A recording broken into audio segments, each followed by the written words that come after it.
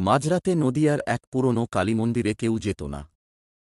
লোকেরা বলত, রাত 12টার পর সেখানে নাকি ঘণ্টা নিজে থেকেই বাজে। একদিন গ্রামের এক যুবক ঠিক করল, সে সত্যিটা জানবেই। হাতে শুধু একটা টর্চ নিয়ে সে ঢুকে পড়ল মন্দিরের ভিতরে। চারদিকে অন্ধকার, ধূপের গন্ধ আর ভাঙা ঘণ্টার শব্দ। হঠাৎ সে দেখল, মায়ের মূর্তির সামনে একটা কালো ছায়া দাঁড়িয়ে আছে।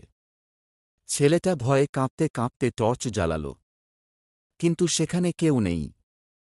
ঠিক তখনই মন্দিরের সব প্রদীপ একসাথে জ্বলে উঠল, আর মায়ের চোখ দুটো যেন লাল হয়ে উঠল। ভয়ে সে দৌড়ে বেরোতে যাচ্ছিল, তখন পিছন থেকে একটা নারী কণ্ঠ শোনা গেল, ভয় পাস না, আমি আছি। পরদিন সকালে গ্রামের মানুষ দেখল, ছেলেটা মন্দিরের সামনে অজ্ঞান হয়ে পড়ে আছে।